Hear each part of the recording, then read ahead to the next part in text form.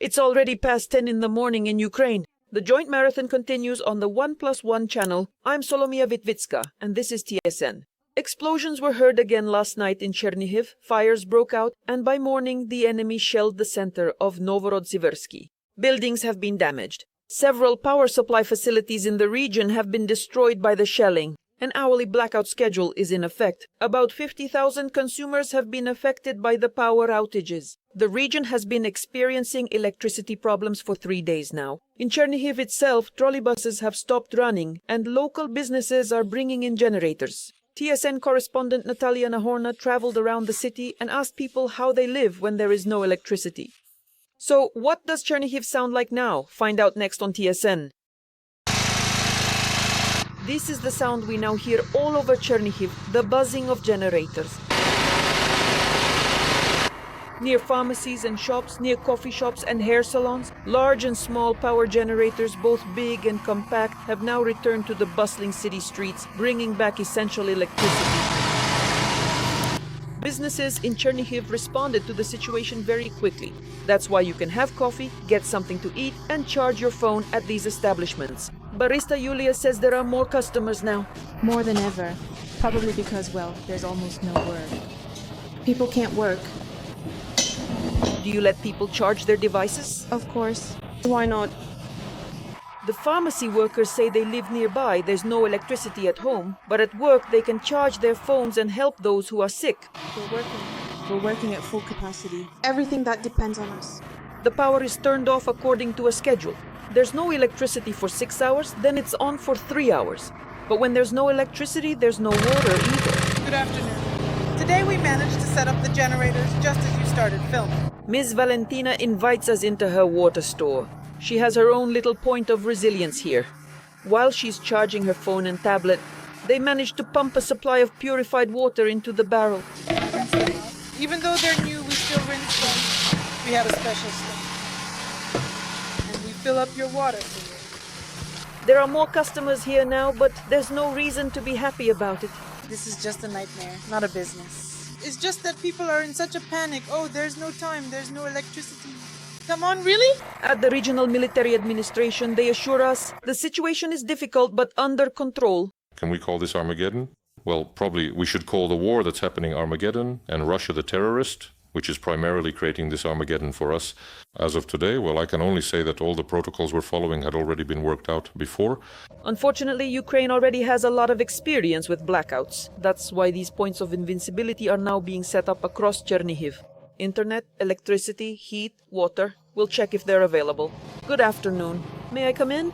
Inside the tent are some schoolgirls. Alina, Maria, Olga, and Ksenia have all run out of phone battery. Here you can come and charge your phone, have some tea, and well, eat some cookies. There's internet here. It's warm. Well, warm or not, it's okay. There's no water, no light, no electricity. But the internet, yes, it works. And we had online classes, so we needed to connect. The local authorities promise, if necessary, they can set up additional stations, since Russia is increasing the number of strikes on the region's energy infrastructure. Since the beginning of the year, we have already had more than 16,000 hits of various types. Not just at the border, but also Shaheds, missiles, everything that flies in from Russian territory. From Chernihiv region, Natalia Nahorna, Ihor Siri, Oleksiy Chober, TSN 1+1 United News Marathon. The occupiers at the front are trying to advance, but without significant success, though with considerable losses. These are the findings of the Institute for the Study of War. In the Kharkiv region, the Russians continue their offensive operation, but slowly. In the north of Kupiansk, thanks to Ukrainian defensive structures, enemy saboteurs have far fewer opportunities to enter the city. Due to the weather, they also cannot actively use drones. In the Lyman direction, the enemy is trying to advance in small groups at night.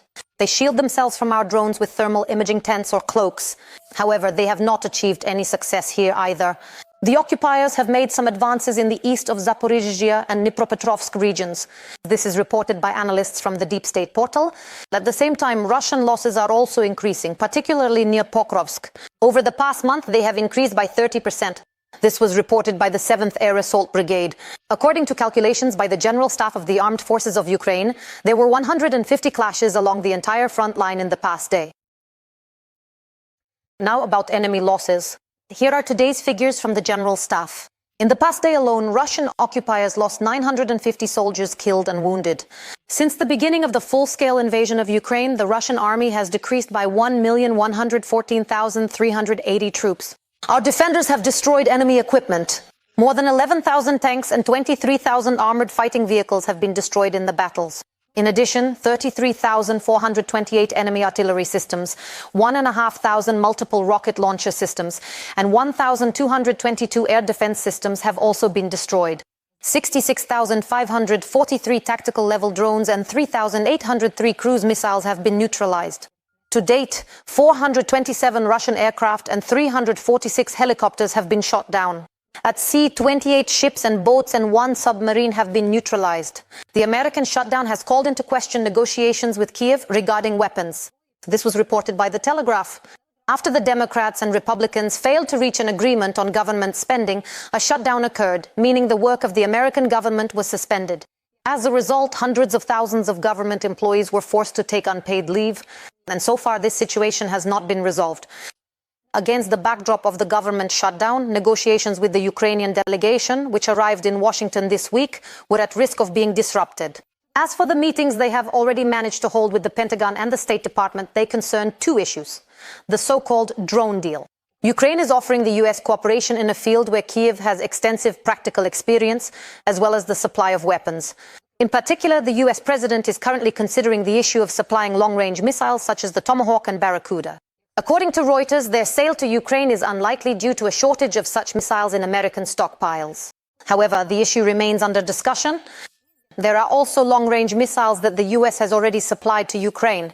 But however, under Trump, this significant issue was temporarily put on hold. Ukraine's use of Attack-MS missiles against targets in Russia is under review by the Pentagon, and not a single missile has been launched at Russian territory since Trump became president.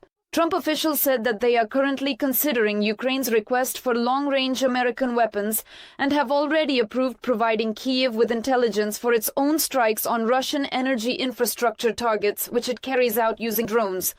Ukrainian drones once again struck a Russian oil refinery in the Leningrad region last night. The footage of the incident is being posted by Russians who filmed it right from their windows. The target was Chernihiv. This is one of the largest oil refining enterprises in the aggressor country. According to locals, there were 4 hits this time. However, it is known that Ukrainian drones have struck this refinery before.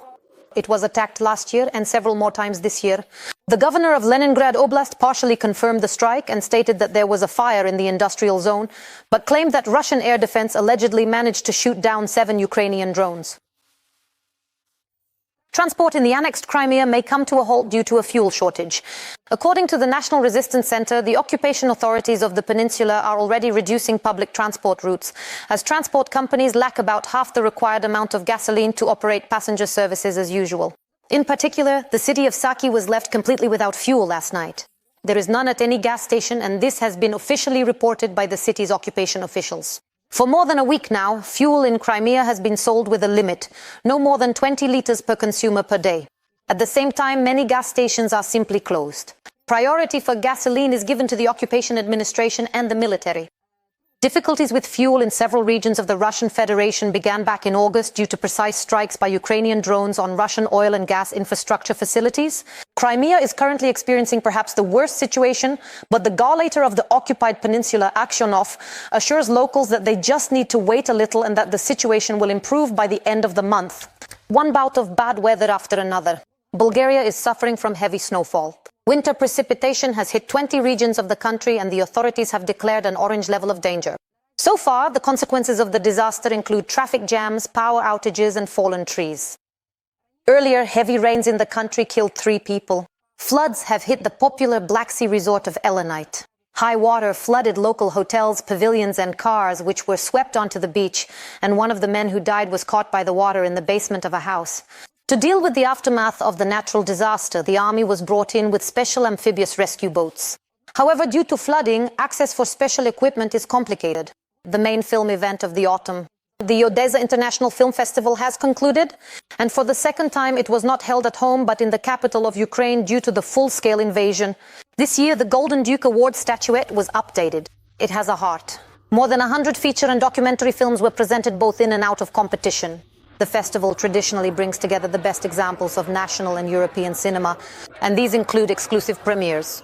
The television news service also became involved in cinema. Real stories filmed by our journalists became the basis for the feature film anthology, War Through the Eyes of Animals.